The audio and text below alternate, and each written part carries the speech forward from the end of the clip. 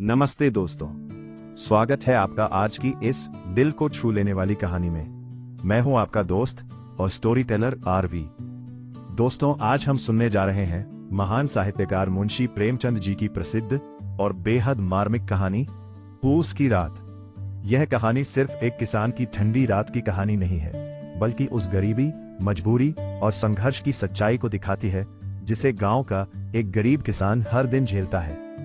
सोचिए दोस्तों, जब कड़क कराती ठंड में एक गरीब किसान के पास ओढ़ने के लिए कंबल तक ना हो और उसे अपनी फसल की रखवाली के लिए पूरी रात खेत में जागना पड़े, तब उसकी हालत कैसी होगी। इसी दर्द, संघर्ष और इंसानियत की गहरी भावना को इस कहानी में बहुत ही सरल लेकिन प्रभावशाली तरीके से दिखाया गया है। तो दोस्तों, आइए शुरू करते हैं ये दिल को छू लेने वाली कहानी पूस की रात और देखते हैं कि कैसे एक ठंडी रात एक गरीब किसान हल्कू और उसके वफादार कुत्ते की कहानी हमें जिंदगी की बड़ी सच्चाई से रूबरू कराती है। कहानी को अंत तक जरूर सुनिए, क्योंकि इसका संदेश आपको सोचने पर मजबूर कर देगा। मुंशी प्रेमचंद जी की प्रसिद्ध कहानी पूस की रात के मुख्य पात्रों का परिचय। हल्कू, कहानी का मुख्य पात्र, जो एक गरीब और कर्ज में डूबा हुआ किसान है। वह स्वाभिमानी है लेकिन गरीबी के आगे मजबूर है। मुन्नी, हल्कू की पत्नी, वह एक व्यावहारिक महिला है जो खेती की बदहाली से परेशान होकर हल्कू को मजदूरी करने की सलाह देती है। जबरा, हल्कू का वफादार पालतू कुत्ता, वह कड़कड़ाती ठंड में भी खेत की रखवाली करने में हल्कू का साथ देता है। सहना, वह महाजन जिससे हल्कू ने कर्ज लिया था। वह कहानी के शुरू में अपने बकाया पैसे वसूलने के लिए हल्कू के घर आता है। नीलगायों का झुंड, वह जंगली जानवर जो रात के अंधेरे में हल्कू के खेत की फसल को चरकर नष्ट कर देते हैं। तो चलिए दोस्तों, शुरू करते हैं आज की ठंड, गरीबी और किसान की मजबूरी की कहानी पूस की रात। हल्कू ने आकर स्त्री से कहा, सहना आया है, लाओ, जो रुपए रखे हैं उसे दे दो, किसी तरह गला तो छूटे। मुन्नी झाड़ू लगा रही थी, पीछे फिरकर बोली, 3 ही रुपए हैं, दे दोगे तो कम्बल कहां से आवेगा। माघ पूस की रात हार में कैसे कटेगी, उससे कह दो फसल पर दे देंगे, अभी नहीं। हल्कू एक क्षण अनिश्चित दशा में खड़ा रहा। पूस सिर पर आ गया, कंबल के बिना हार में रात को वह किसी तरह सो नहीं सकता। मगर सहना मानेगा नहीं, घुड़कियां जमावेगा, गालियां देगा। बला से जाड़ों में मरेंगे, बला तो सिर से टल जाएगी। ये सोचता हुआ वह अपना भारी भरकम डील लिए हुए, जो उसके नाम को झूठ सिद्ध करता था, स्त्री के समीप आ गया और खुशामद करके बोला, दे दे, गला तो छूटे, कम्बल के लिए कोई दूसरा उपाय सोचूंगा। मुन्नी उसके पास से दूर हट गई और आंखें तरेरती हुई बोली, कर चुके 2 सा उपाय, जरा सुनूं तो कौन सा उपाय करोगे। कोई खैरात दे देगा कम्बल, ना जान कितनी बाकी है जो किसी तरह चुकने ही नहीं आती। मैं कहती हूं, तुम क्यों नहीं खेती छोड़ देते, मर मर काम करो, उपज हो तो बाकी दे दो। चलो छूटती हुई, बाकी चुकाने के लिए ही तो हमारा जन्म हुआ है। पेट के लिए मजदूरी करो, ऐसी खेती से बाज आए। मैं रुपए ना दूंगी, ना दूंगी। हल्कू उदास होकर बोला, तो क्या गाली खाऊं। मुन्नी ने तड़प कर कहा, गाली क्यों देगा, क्या उसका राज है। मगर यह कहने के साथ ही उसकी तनी हुई भौहें ढीली पड़ गई। हल्कू के उस वाक्य में जो कठोर सत्य था, वह मानो एक भीषण जंतु की भांति उसे घूर रहा था। उसने जाकर आले पर से रुपये निकाले और लाकर हल्कू के हाथ पर रख दिए। फिर बोली, तुम छोड़ दो अब किसे खेती, मजदूरी में सुख से 1 रोटी तो खाने को मिलेगी, किसी की धौंस तो न रहेगी। अच्छी खेती है, मजदूरी करके लाओ, वो भी उसी में झोंक दो, उस पर धौंस। हल्कू न रुपये लिए और इस तरह बाहर चला, मानो अपना हृदय निकाल कर देने जा रहा हो। उसने मजदूरी से 1-1 पैसा काट काट कर 3 रुपये कंबल के लिए जमा किए थे। वह आज निकले जा रहे थे, एक-एक पग के साथ उसका मस्तक पानी तीनता के भार से दबा जा रहा था। पूस की अंधेरी रात, आकाश पर तारे भी ठिठुरते हुए मालूम होते थे। हल्कू अपने खेत के किनारे ऊख के पटों की एक छतरी के नीचे बॉस के खटाले पर अपनी पुरानी गाढ़े की चादर ओढ़े बड़ा कौंप रहा था। खाट के नीचे उसका संगी कुत्ता जबरा पेट में मुंह डाले सर्दी से कूं कूं कर रहा था। 2 में से एक को भी नींद नहीं आ रही थी। हल्कू ने घुटनियों को गर्दन में चिपकाते हुए कहा, क्यों जबरा, जाड़ा लगता है। कहता तो था घर में पुआल पर लेट रहे, तो यहाँ क्या लेने आए थे। अब खाओ ठंड, मैं क्या करूं। जानते थे मैं यहाँ हलवा पूरी खाने आ रहा हूं। दौड़े दौड़े आगे आगे चले आए, अब रो नानी के नाम को। जबरा ने पड़े पड़े दुम हिलाई और अपनी कूं कूं को दीर्घ बनाता हुआ कहा, कल से मत आना मेरे साथ, नहीं तो ठंडे हो जाओगे। यह पछुआ ना जाने कहां से बर्फ लिए आ रही है। उठूं फिर एक चिलम भरूं, किसी तरह रात तो कटे। 8 चिलम तो पी चुका। ये खेती का मजा है। और एक भगवान ऐसे पड़े हैं जिनके पास जाड़ा आए तो गर्मी से घबरा कर भागे।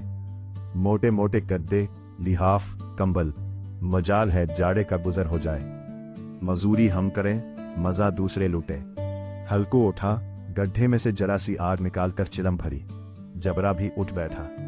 हल्कू ने चिलम पीते हुए कहा, पिएगा चिलम, जाड़ा तो क्या जाता है, हाँ जरा, मन बदल जाता है।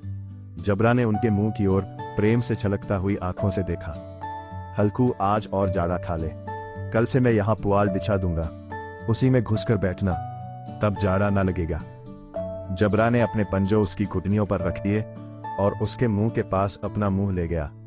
हल्कू को उसकी गर्म सांस लगी। चिलम पीकर हल्कू फिर लेटा और निश्चय करके लेटा कि चाहे कुछ हो अब की सो जाऊंगा, पर एक ही क्षण में उसके हृदय में कंपन होने लगा। कभी इस करवट लेटता, कभी उस करवट, पर जाड़ा किसी पिशाच की भांति उसकी छाती को दबाए हुए था। जब किसी तर ना रहा गया, उसने जबरा को धीरे से उठाया और उसको सिर को थपथपाकर उसे अपनी गोद में सुला लिया। कुत्ते की देह से जाने कैसी दुर्गंध आ रही थी, पर वह उसे अपनी गोद में चिपटाए हुए ऐसे सुख का अनुभव कर रहा था जो इधर महीनों से उसे न मिला था। जबरा शायद यह समझ रहा था कि स्वर्ग यही है, और हल्कू की पवित्र आत्मा में तो उस कुत्ते के प्रति घृणा की गंध पक न थी। अपने किसी अभिन्न मित्र या भाई को भी वह इतनी ही तत्परता से गले लगाता। वह अपनी दीनता से आहत न था जिसने आज उसे इस दशा को पहुंचा दिया। नहीं, इस अनोखी मैत्री ने जैसे उसकी आत्मा के सब द्वार खोल दिए थे और उनका एक एक अणु प्रकाश से चमक रहा था। सहसा जबरा ने किसी जानवर की आहट पाई। इस विशेष आत्मीयता ने उसमें एक नई स्फूर्ति पैदा कर रही थी जो हवा के ठंडे झोंकों को तुच्छ समझती थी। वह झपट कर उठा और छपरी से बाहर आकर भूखने लगा। हल्कू ने उसे कई बार चुमकार कर बुलाया, पर वह उसके पास न आया। हार में चारों तरफ दौड़ दौड़ कर भूखता रहा। एक क्षण के लिए आ भी जाता तो तुरंत ही फिर दौड़ता। कर्तव्य उसके हृदय में अरमान की भांति ही उछल रहा था। 1 घंटा और गुजर गया। रात ने शीत को हवा से धधकाना शुरू किया। हल्कू उठ बैठा और दोनों घुटनों को छाती से मिलाकर सिर को उसमें छिपा लिया। फिर भी ठंड कम न हुई। ऐसा जान पड़ता था सारा रक्त जम गया है, धमनियों में रक्त की जगह हिम बह रही है। उसने झुककर आकाश की ओर देखा। अभी कितनी रात बाकी है। सप्तर्षि अभी आकाश में आधे भी नहीं चढ़े। ऊपर आ जाएंगे तब कहीं सवेरा होगा। अभी पहर से ऊपर रात है। हल्कू के खेत से कोई एक गोली के टप्पे पर आमों का एक बाग था। पतझड़ शुरू हो गई थी। बाग में पत्तियों को ढेर लगा हुआ था। हल्कू ने सोच, चलकर पत्तियों बटोरूं और उन्हें जलाकर खूब तापूं। रात को कोई मुझे पत्तियों पटारते देख तो समझे कोई भूत है। कौन जाने कोई जानवर ही छिपा बैठा हो। मगर अब तो बैठे नहीं रह जाता। उसने पास के अरहर के खेत में जाकर कई पौधे उखाड़ लिए और उनका एक झाड़ू बनाकर हाथ में सुलगता हुआ उपला लिए बगीचे की तरफ चला। जबरा ने उसे आते देखा, पास आया और दुम हिलाने लगा। हल्कू ने कहा, अब तो नहीं रहा जाता जबरू, चलो बगीचे में पत्तियों बटोर कर तापे। टोटे हो जाएंगे तो फिर आकर सोएंगे, अभी तो बहुत रात है। जबरा ने कूं कूं करे सहमति प्रकट की और आगे बगीचे की ओर चला। बगीचे में खूब अंधेरा छाया हुआ था और अंधकार में निर्दय पवन पत्तियों को कुचलता हुआ चला जाता था। वृक्षों से ओस की बूंदें टप टप नीचे टपक रही थी। एकाएक एक झोंका मेहंदी के फूलों की खुशबू लिए हुए आया। हल्कू ने कहा, कैसी अच्छी महक आई जबरू, तुम्हारी नाक में भी तो सुगंध आ रही है। जबरा को कहीं जमीन पर एक हड्डी पड़ी मिल गई थी। उसे चिंचोड़ रहा था। हल्कू ने आग जमीन पर रख दी और पत्तियों बठारने लगा। जरा देर में पत्तियों का ढेर लग गया था। हाथ ठिठुरे जाते थे, लगे पांव गले जाते थे और वह पत्तियों का पहाड़ खड़ा कर रहा था। इसी अलाव में वो ठंड को जलाकर भस्म कर देगा। थोड़ी देर में अलावा जल उठा। उसकी लौ ऊपर वाले वृक्ष की पत्तियों को छू छू कर भागने लगी। उस अस्थिर प्रकाश में बगीचे के विशाल वृक्ष ऐसे मालूम होते थे मानो उस अथाह अंधकार को अपने सिरों पर संभाले हुए हो। अंधकार के उस अनंत सागर में यह प्रकाश एक नौका के समान हिलता मचलता हुआ जान पड़ता था। हल्कू अलाव के सामने बैठा आग ताप रहा था। एक क्षण में उसने दोहर उठाकर बगल में दबा ली, दोनों पांव फैला दिए मानो ठंड को ललकार रहा हो, तेरे जी में आए सोकर। ठंड की असीम शक्ति पर विजय पाकर वो विजय गर्व को हृदय में छिपा न सकता था। उसने जबरा से कहा, क्यों जबरर, अब ठंड नहीं लग रही है? जबरर ने कों कों करके मानो कहा, अब क्या ठंड लगती ही रहेगी। पहले से यह उपाय न सूझा, नहीं इतनी ठंड क्यों खाते। जबरर ने पूंछ हिलाई। अच्छा आओ, इस अलाव को कूद कर पार कर लो। करे देखे कौन निकल जाता है। अगर जल गए बचा तो मैं दवा न करूंगा। जब्बर ने उस अग्नि राशि की ओर कातर नेत्रों से देखा। मुन्नी से कल ना कह देना, नहीं लड़ाई करेगी। ये कहता हुआ वो उछला और उस अलाव के ऊपर से साफ निकल गया। पैरों में जरा लपट लगी पर वो कोई बात न थी। जब्बरा आग के गिर्द घूमकर उसके पास आ खड़ा हुआ। हल्कू ने कहा, चलो चलो, इसकी सही नहीं, ऊपर से कूद कर आओ। वह फिर कूदा और अलाव के इस पार आ गया। पत्तियां जल चुकी थीं। बगीचे में फिर अंधेरा छा गया था। राख के नीचे कुछ कुछ आग बाकी थी, जो हवा का झोंका आ जाने पर जरा जाग उठती थी, पर एक क्षण में फिर आंखें बंद कर लेती थी। हल्कू ने फिर चादर ओढ़ ली और गर्म राख के पास बैठा हुआ एक गीत गुनगुनाने लगा। उसके बदन में गर्मी आ गई थी, पर जो जो शीत पड़ती जाती थी उसे आलस्य दबाए लेता था। जबरा जोर से भौंककर खेत की ओर भागा। हल्कू को ऐसा मालूम हुआ कि जानवरों का एक झुंड खेत में आया है। शायद नील गायों का झुंड था। उनके कूदने दौड़ने की आवाजें साफ कान में आ रही थी। फिर ऐसा मालूम हुआ कि खेत में चर रही हैं। उनके चबाने की आवाज चरचर सुनाई देने लगी। उसने दिल में कहा, नहीं जबरा के होते कोई जानवर खेत में नहीं आ सकता। नोच ही डाले, मुझे भ्रम हो रहा है।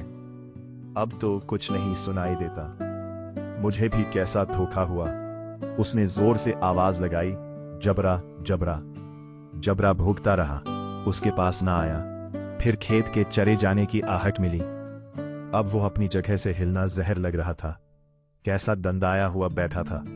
इस जाड़े पाले में खेत में जाना, जानवरों के पीछे दौड़ना असह्य जान पड़ा। वो अपनी जगह से ना हिला। उसने जोर से आवाज लगाई, हिलो हिलो हिलो। जबरा फिर भौंक उठा। जानवर खेत चर रहे थे। फसल तैयार है। कैसी अच्छी खेती थी, पर ये दुष्ट जानवर उसका सर्वनाश किए डालते हैं। हल्कू पक्का इरादा करके उठा और 2-3 कदम चला, पर एकाएक हवा का सहसा ठंडा चुभने वाला बिच्छू के डंक का सा झोंका लगा कि वह फिर बुझते हुए अलाव के पास आ बैठा और राख को कुरेद कर अपनी ठंडी देह को गरमाने लगा। जबरा अपना गला फाड़ डालता था। नील गाय खेत का सफाया किए डालती थी और हल्कू गर्म राख के पास शांत बैठा हुआ था। अकर्मण्यता ने रस्सियों की भांति उसे चारों तरफ से जकड़ रखा था। उसी राख के पास गर्म जमीन पर वही चादर ओढ़कर सो गया। सवेरे जब उसकी नींद खुली तब चारों तरफ धूप फैली गई थी और मुन्नी की रही थी, क्या आज सोते ही रहोगे? तुम यहां आकर रम गए और उधर सारा खेत चौपट हो गया। हल्कू ने उठकर कहा, क्या तू खेत से होकर आ रही है? मुन्नी बोली, हां, सारे खेत का सत्यानाश हो गया। भला ऐसा भी कोई सोता है? तुम्हारे यहां मंडैया डालने से क्या हुआ? हल्कू ने बहाना किया, मैं मरते मरते बचा, तुझे अपने खेत की पड़ी है। पेट में ऐसा दर्द हुआ कि मैं नहीं जानता हूं। दोनों फिर खेत के डोंड पर आए। देखा सारा खेत रौदा पड़ा हुआ है और जबरा मंडैया के नीचे चित लेता है, मानो प्राण ही ना हो। दोनों खेत की दशा देख रहे थे।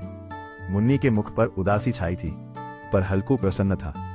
मुन्नी ने चिंतित होकर कहा, अब मजूरी करके मालगुजारी भरनी पड़ेगी। हल्कू ने प्रसन्न मुख से कहा, रात को ठंड में यहां सोना तो ना पड़ेगा।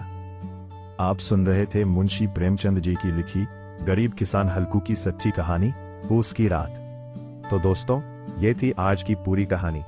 आपकी क्या राय है कमेंट में जरूर बताइए। अगर आपको कहानी पसंद आई हो तो इसे लाइक करें शेयर करें और हमारे चैनल को सब्सक्राइब करना ना भूलें। बेल आइकन दबाएं ताकि आपको हमारे नए वीडियो की नोटिफिकेशन सबसे पहले मिले। मिलते हैं अगले वीडियो में, तब तक के लिए जय हिंद, धन्यवाद।